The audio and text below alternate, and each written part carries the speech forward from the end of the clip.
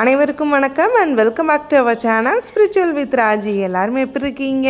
எல்லாரும் நல்லா இருக்கணும்னு இறைவன்ட்ட பிரார்த்தனை பண்ணிக்கிறேன். அது மட்டும் இல்லை, அனைவருக்கும் பொங்கல் திருநாள் நல்வாழ்த்துக்கள். பழையனன்னு சொல்லக்கூடிய கோபம், வன்மம், நம்மளோட கஷ்டங்கள், ஆரோக்கியம் இல்லை அப்படின்னு நினைக்கக்கூடிய நம்ம எண்ணங்கள், இப்படி எல்லாத்தையுமே தூக்கி போட்டுட்டு ஆரோக்கியமாக சகல சௌபாகியங்களோடு நம்ம எல்லாரும் இருக்கணும்னு இறைவனை பிரார்த்தனை பண்ணிக்கிறேன். ஓகே, வாங்க வீடியோக்குள்ளே போயிடலாமா? இது போகி பொங்கல் அன்னைக்கு எடுத்த வீடியோ தான்.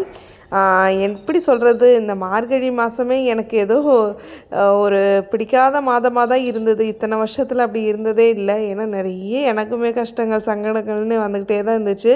நானும் எல்லாத்தையும் மீறி நம்மளும் ஏதாவது பாசிட்டிவாக இருக்கணும், பிரம்ம முகூர்த்த பூஜை பண்ணணும் அப்படின்லாம் எவ்வளோ யோசித்தேன். ஒரு சில நாள்லாம் கோலம் போட முடியல, ஒரு சில நாள்னால் நான் போடணும்னு நினச்சாலும் தள்ளி போயிடுச்சு. இப்படி நெகட்டிவ் எனர்ஜிஸ் வந்து அதெல்லாமே இப்போ போயிடுச்சு அப்படின்ற ஒரு நம்பிக்கையில் இந்த தைத்திருநாளை நானுமே சந்தோஷமாக கொண்டாடினேன் அப்படின்னு தான் சொல்லணும்.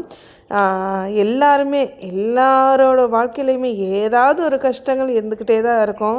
என்ன சொல்லணும்னா, ஒரு கஷ்டம்னு சொல்கிறத விட ஒரு கஷ்டம் இருக்கும்போதே இன்னொரு கஷ்டங்கள் இருக்கத்தான் செய்யும். அதெல்லாமே நம்ம யோசிச்சுக்கிட்டு ஐயோ கஷ்டம் இருக்குன்னு யோசிக்காமல் நம்ம என்ஜாய் பண்ணணும். இது வந்து இறைவன் நமக்கு கொடுத்த வாழ்க்கை. இன்னொரு வாழ்க்கை நம்ம மறுபடியும் பிறந்தாலும் இந்த வாழ்க்கை கிடைக்குமான்றதுல சந்தேகம்தான்.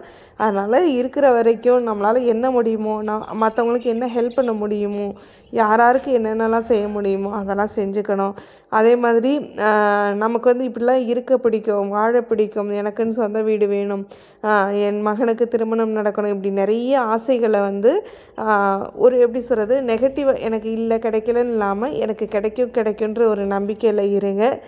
அப்புறம் அப்படியே பார்த்தீங்கன்னா, இவ்வளோ வருஷத்தில் இந்த போகியாக இருக்கட்டும், எந்த ஒரு விசேஷ நாளாக இருந்தாலுமே ஒரு 10-20 நாளைக்கு முன்னாடி, குறைஞ்சது இப்போ நவராத்திரி, அதுக்கப்புறமா வரலட்சுமி நோன்பு, இதெல்லாம் பார்த்தீங்கன்னா ஒரு மாதத்துக்கு முன்னாடி 2 மாதத்துக்கு முன்னாடிலாம் என்னென்ன தேவைகள் இருக்குது, என்னென்ன பொருட்கள் வாங்கணும், என்னென்ன வேலைகள் பண்ணணும்னு லிஸ்ட்டு போட்டு வச்சுருவேன். இந்த தடவை கொஞ்சம் உடம்பு சரியில்லாதனால சொல்லப்போனால் போகிக்கு நாளும் போகி அன்னைக்கும் தான் பார்த்திங்கன்னா நிறைய வேலைகள் இருந்துச்சு.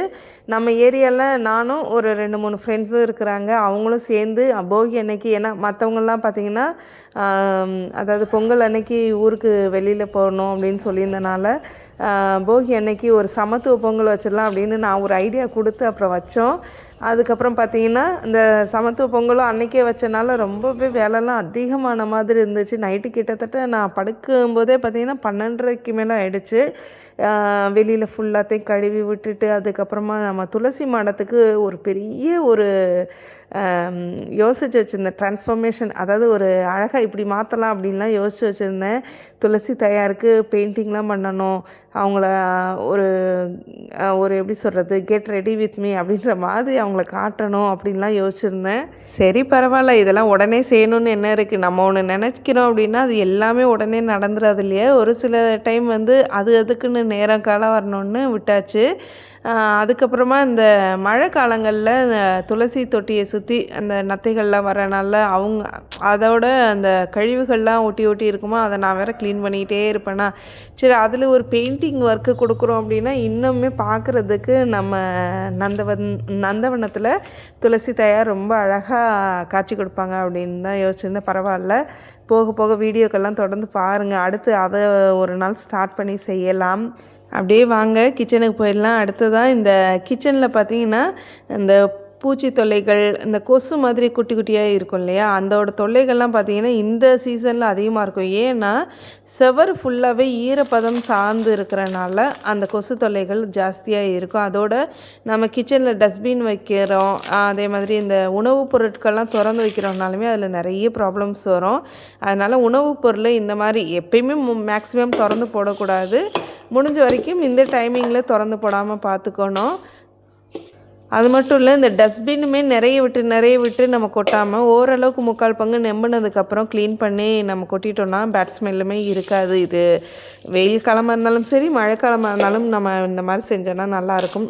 அதுக்கப்புறம் பார்த்திங்கன்னா நம்ம பூஜை ரூமில் நான் தீர்த்த பொடி யூஸ் பண்ணுவேன்னு உங்கள் எல்லாருக்கும் தெரியும் இல்லையா.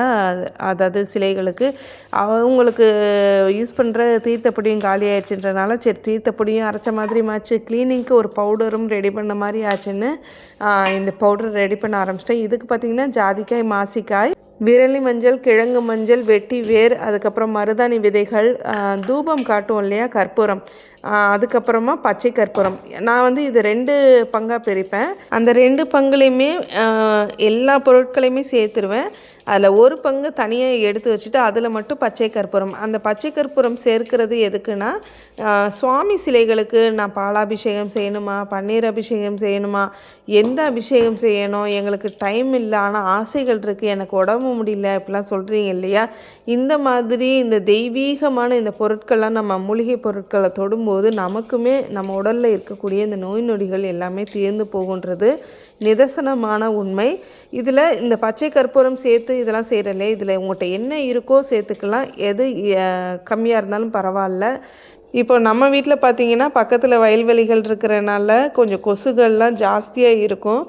அந்த மரங்கள் சார்ந்த இடம், ஈரப்பதமான இடம் அப்படின்றனால நிறைய கொசு வருன்றனால இதெல்லாம் நான் கையில் ரெடியாக வச்சுக்கிருவேன். இதில் எனக்கு 5 in 1 ஒர்க் ஆகும், 10 in 1 ஒர்க் ஆகும். ஏன் அப்படின்னா அபிஷேகமும் நான் பண்ணிக்கிடுவேன், அபிஷேகத்துக்குன்னு தனியாக எடுத்து வச்சுருவேன். அது போக இந்த க்ளீனிங், இந்த அதாவது ஃபைனலாக தொடப்போம்ல நம்ம கேஸ் ஸ்டவ், இதெல்லாம் ஃபைனலாக துடைக்கிறதுக்கு இதை யூஸ் பண்ணிக்கிடுவேன். இப்போ இல்லை, நம்ம வெயில் காலத்துலேயுமே இதை செய்யும்போது அந்த தொல்லைகள்லாம் வந்து வர்றது அதெல்லாமே அந்த ஆனி மாதத்தில் வரும் இல்லையா, அதெல்லாமே இருக்காது. ட்ரை பண்ணி பாருங்கள். அது மட்டும் இல்லை, இது கமன்னு இருக்கும். அரைக்கும் போது அவ்வளோ ஒரு ஃப்ராக்ரன்ஸாக இருக்கும். வீடே கோவில் போல் அந்த ஒரு ஸ்மெல்லு வரும்.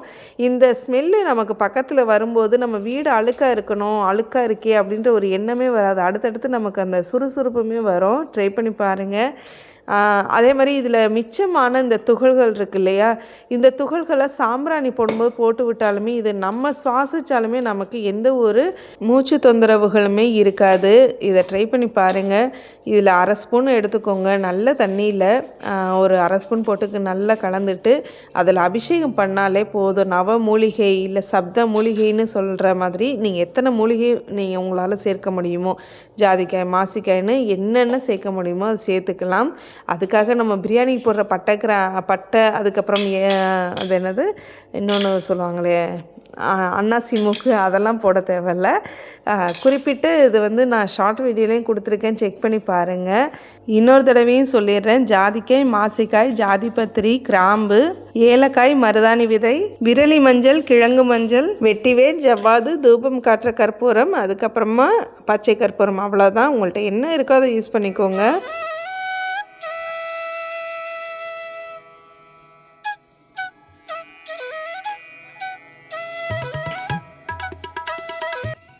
அடுத்ததாக நிறைய பேர் நிறைய விஷயம் கேட்டிருந்தீங்க, நிறைய வேண்டுதல் சொல்லியிருந்தீங்க. முடிஞ்ச வரைக்கும் நிறைய பேருக்கு சொல்லியிருக்கேன். இன்னும் சிலர் இருக்கீங்க. கண்டிப்பாக எல்லாருக்கும் என்னோடய வேண்டுதல் கண்டிப்பாக நிச்சயமாக இருக்கும், என்னோடய பணி தொடரும் அப்படின்றத நான் நம்புகிறேன். இறைவனோட ஒரு ஆள்காட்டி விரலாக ஒரு சின்ன துரும்பாக கண்டிப்பாக உங்களோட பிரார்த்தனைகளை நான் செய்வேன். அடுத்ததாக இந்த கோலமாவு அளவு சொல்லுங்கன்னு சொன்னீங்க. மார்கழி மாதமே முடிஞ்சிச்சு. ரொம்ப ரொம்ப சாரி. நானுமே சொல்லணும்னு நினச்சேன். அதான் சொன்னேனே, நிறைய ஒரு சில வேலைகள், அதுக்கப்புறம் ஒரு சில ப்ராப்ளம்ஸ், அதனால் சொல்ல முடியல. கண்டிப்பாக அடுத்தடுத்து சொல்கிறேன். நம்ம கோலம் போடாமல் ஒன்றும் இருக்க போகிறதில்ல. கலர்ஃபுல்லாக கொடுக்குறோமோ இல்லையோ, சிம்பிளாவது கோலம் போட தானே செய்வோம். அதனால் அடுத்து அளவுகளை கண்டிப்பாக நான் ஷேர் பண்ணுறேன். அவ்வளோதான், வீடியோ எண்டுக்கு வந்துட்டோம். இந்த வீடியோ உங்களுக்கு கண்டிப்பாக பிடிச்சிருக்குன்னு நம்புகிறேன். இந்த வீடியோ உங்களுக்கு பிடிச்சிருந்தா மறக்காமல் ஷேர் பண்ணுங்கள், சப்ஸ்கிரைப் பண்ணுங்கள், கமெண்ட் பண்ணுங்கள். அது மட்டும் இல்லை, அடுத்த வீடியோவில் நம்ம சகோதரிகள் எனக்கு கிடைச்ச ஒரு மதினி, அதாவது அன்னியார், அவங்கள பற்றியும் சொல்லணும். இந்த யூடியூப் மூலியமாக கிடைச்ச சொந்தங்களை பற்றியும் சொல்லணும். அடுத்த வீடியோவில் பார்க்கலாம். நன்றி.